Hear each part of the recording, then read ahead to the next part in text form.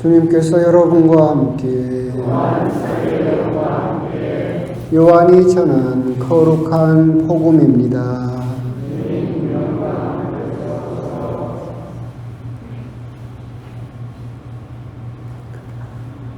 유다인들의 파스카 축제가 가까워지자 예수님께서는 예루살렘에 올라가셨다.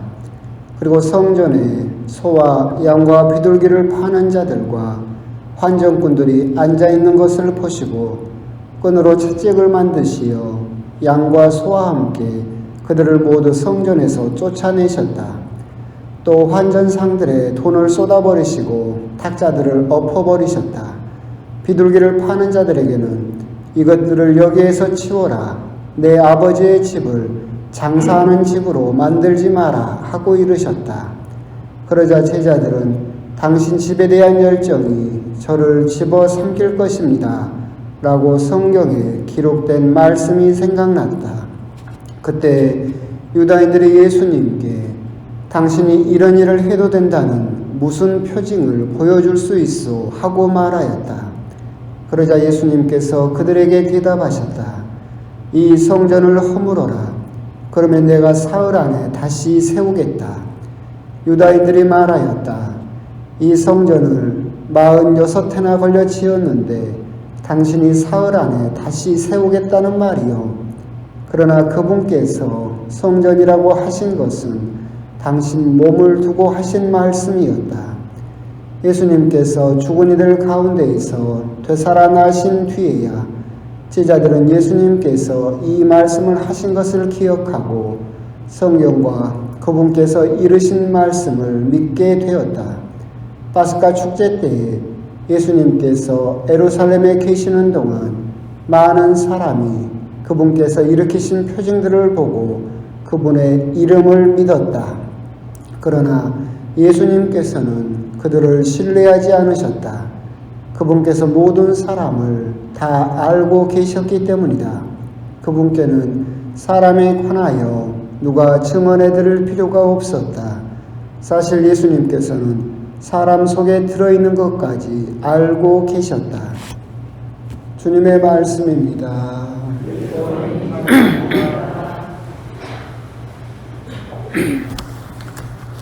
예수님, 한 주간 잘 지내셨습니까?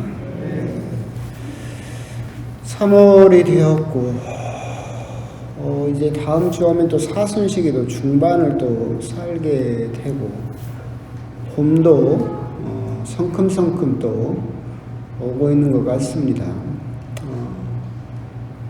오늘 제가 뭐 특별하게 재밌는 게 없어서 바로 복음 이야기 할게요. 오늘 복음은 예수님께서 성전을 정화하신 이야기죠. 오늘 복음은 사실은 우리 교회에도 그리고 우리 신자들에게도 사실은 많은 것을 또 다시 생각하게 하는 그런 복음인 것 같기도 합니다. 오늘 예수님께서 이야기를 하시죠. 내 아버지의 집을 장사하는 집으로 만들지 마라. 코로나로 인해서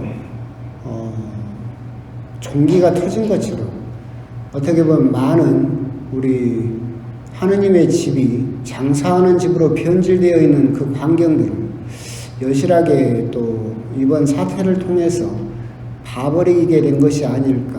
그런 면에서 오늘 또 복음은 우리 또 교회, 예수님을 믿는 모든 교회와 또 성전이라고 칭해지는 또 모든 우리 신자들도 다시 한번 정말로 하느님의 집을 장사하는 집으로 만들고 있는 것은 아닌가. 그 부분에 대해서 반성을 해볼 필요가 있지 않을까. 그런 생각도 듭니다. 잠깐 찾아보니까 10여 년 전에 서울 순복음교회 1년 예산이 2천억이더라고요. 드러난 것만. 또 보니까 뭐 평범한 일반 개신교에서 헌금 목록이 64가지, 64가지의 헌금 목록이 쭉 있는 걸 봤는데 참 우리도 그렇지만 예수님 이름으로 예수님 이름을 팔아서 우리들이 혹시 또 예수님 때와 같이 하느님의 집을 장사하는 집으로 만들고 있는 것은 아닌가. 현 시국에 코로나로 인해서 이렇게 터져버린 이 상황에서 다시 한번 우리들은 쇠살이 돋아날 수 있도록 좀 노력해야 되지 않을까, 이제 그런 생각도 들게 하는 복음이 또한 오늘 복음이지 않을까 생각이 듭니다. 예수님께서 성전에 가셨죠. 예루살렘 성전은 크게는 변화는 3번 있었지만 지어지기는 2번 지어졌습니다. 솔로몬 때 성전을 한 번 지었다가 나중에 전쟁으로 모두 파괴되었고, 여러분이 성경을 보시면 뒷부분에 에즈라 느헤미야쯤에 다시 성전을 짓죠. 좀 초라한 모습으로 짓게 되지만 재건을 하죠. 이것을 헤로데 대왕이 아주 대대적으로 다시 리모델링을 합니다. 다시 짓다시피 크게 짓게 되는데, 이 규모가 어느 정도냐라고 한다면, 지금의 저는 촌놈이라 가본 적이 없지만 서울인가 어딘가 그 월드컵 상암 경기장 있죠? 가보신 분은 큽니까? 크겠죠? 예루살렘 성전이 월드컵 상암 경기장의 35배 크기입니다. 어마어마한 크기를 가지고 있다는 거죠. 건물만 그 크기는 아니고 면적이, 성전이 차지하고 있는 그 면적이 지금의 상암 경기장의 35배 정도 되는 면적을 차지하고 있었으니까 엄청 큰 성전이라는 걸 알 수 있겠죠. 이 성전을 보면은 크게는 이렇게 계층이 나누어져 있습니다.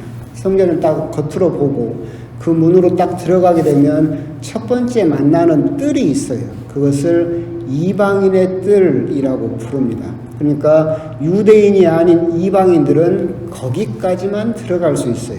그래서 거기에가 오늘 복음에 나오는 환전상도 있고 비둘기도 팔고 양도 파는 상인들이 거기 즐비하게 있는 곳이 이방인들의 뜰이었어요.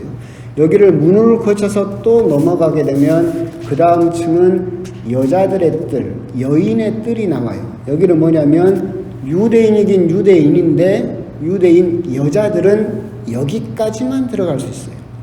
이방인은 못 들어가겠죠. 유대인 여인들은 여기까지 들어갈 수 있어요. 그래서 여러분들이 과부의 헌금이 나오는데 여기에가 헌금대가 설치되어 있어요. 그래서 여기가 여인의 뜰이고, 여기를 넘어가게 되면 이스라엘의 뜰이라고 해서 이스라엘 남자들은 여기까지 들어갈 수 있어요. 3번째 단계까지 들어갈 수 있죠.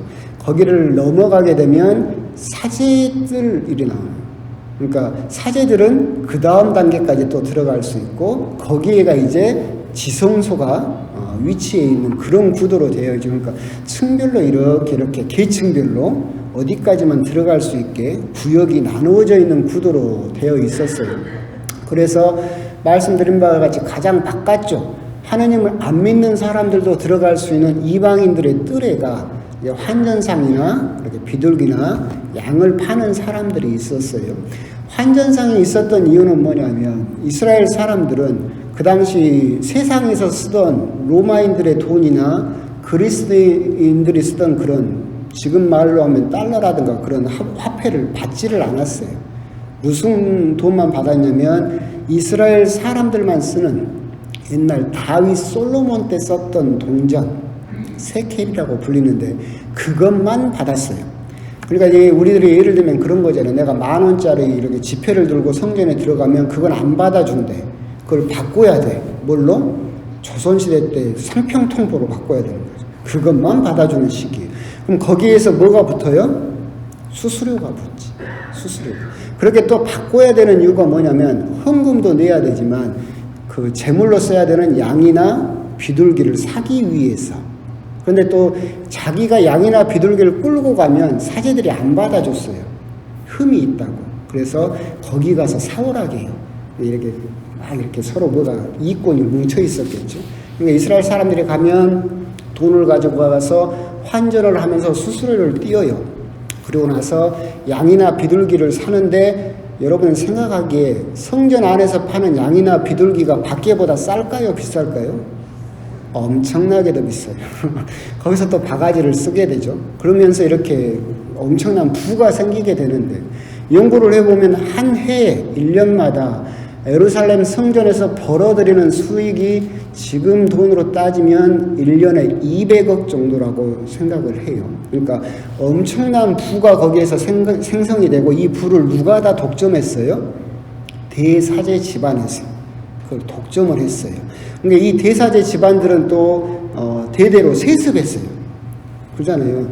앉아있기만 해도 여기서 엄청난 부가 1년마다 들어오기 때문에 이걸 다른 사람에게 넘겨주기 싫었죠. 그래서 이걸 자기 아들에게도, 자기 아들도 대사제를 만들어서 부를 세습시켰어요. 딱 어디서 많이 보던 것 같지 않습니까? 그러니까 예수님께서 뭐라고 하시는 거예요? 장사하는 집으로 너희들은 만들어버렸다. 하느님께 예배드리고 하느님을 이렇게 사랑해야 되는 성전에서 너희는 거기서 사람들을 상대로 돈을 바꾸고 양을 팔고 하면서 엄청난 이익을 챙겨서 그것을 자기들이 잘 먹고 잘 사는데 써버렸기 때문에 너희들은 하느님의 집을 장사하는 집으로 만들고 있다라고 꾸중을 하시면서 그걸 다시 정화하자라고 이야기를 하고 계신 것이죠.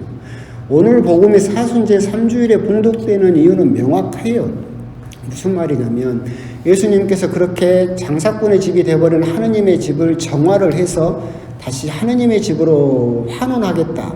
근데 그것이 너희들의 눈에 보이는 그런 성전 말고 당신이 허물어졌다가 다시 부활함으로써 세워지는 새로운 성전을 통해서 이 성전을 다시 복구하겠다. 그러고 나면 다시 사도 바오로가 이야기를 한 말씀이 있죠. 예수님의 몸이 성전이듯이 여러분의 몸도 하느님의 성전이라는 것을 모르십니까? 라고 이야기를 하는 것처럼 우리 역시도 예수님의 몸을 받아 모심으로써 우리 역시도 하느님의 성전이다. 쉽게 말하면 여러분들은 걸어다니는 감실이에요. 그렇죠? 아니에요? 성당 와서 영성질을 하고 내가 받아 모시면 여러분들은 사실은 걸어다니는 감실이지. 여러분들이 성전이에요. 그렇기 때문에 오늘 복음에서 이야기하고자 하는 것은 명확하게 너희들도 너희들의 성전을 정화해라. 너희들 속에 뭐 이렇게 돈이라든가 그런 것들이 가득 차 있고 세상의 욕심이라든가 거기에서 이익을 벌고자 하는 그런 것들로 신앙생활을 하고 있다면 이 말씀을 듣고 예수님처럼 채찍을 들고 너희들의 성전을 깨끗하게 정화해야 된다라고 하는 것이 오늘 복음에서 우리들에게 하시고자 하는 예수님의 말씀이다라고 하는 겁니다. 내가 원고 없이 하니까 다 보이니까 내가 문제라니까. 다음부터는 이렇게 보고하려고. 그럼 여러분들이 자든지 말든지 나랑 뭔 상관이에요. 그런데 여기에서 우리가 이제 생각해 볼 수 있는 부분은 그런 거예요. 이 집도 성전이죠. 성전이죠. 여러분들이 딱 들어오면 여기에 가장 거룩한 제대가 있고 쭉 보면 여기에가 뭐가 있어요? 감실이 있죠. 예수님의 성체가 모셔져 있는 감실이 있어요. 이 감실을 열면 안에 뭐가 들었어요? 성체가 들었죠. 그래서 이 집이 뭐가 되는 거예요? 성전이에요. 근데 딱 들어왔어요. 저 감실을 딱 열었어요. 그랬더니 그 안에 돈이 들었어. 그럼 쟤는 뭐예요? 금고지. 그럼 이 집은 뭐예요? 은행이죠. 그죠? 이 부분을 우리가 한번 생각을 해볼 필요가 있어요. 여러분도 하느님의 성전이에요. 여러분들은 아까 말씀드린 바와 같이 걸어다니는 감실이에요. 여러분들이 솔직하게 정말 내 내면을 정말 깊숙한 곳을 들어가서 여러분들의 감실을 딱 열었어. 진짜로 성체가 들어있어요? 그러면 여러분들은 성전이지. 근데 그 감실을 딱 열었는데 그 안에 돈이 들었고 금이 들었고 세상의 욕심으로 가득 차 있어. 그러면 그것은 뭐예요? 금고예요. 그럼 여러분들은 성전이 아니라 뭐예요? 은행이지.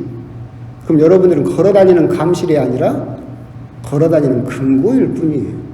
이걸 우리들은 생각을 해볼 필요가 있어요.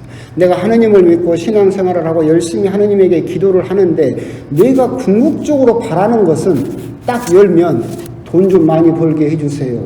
외제차 좀 사게 해주세요. 아파트 평수 좀, 땅값 좀 올라가게 해주세요. 그러면 여러분들은 걸어다니는 금고일 뿐이에요. 걸어다니는 은행일 뿐이죠. 그걸 오늘 예수님께서 지적하시는 거예요. 그것이 바로 장사하는 집이다.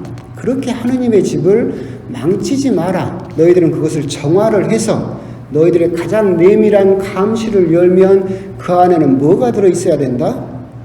성체가 들어있어야 된다. 하느님이 모셔져 있어야 된다.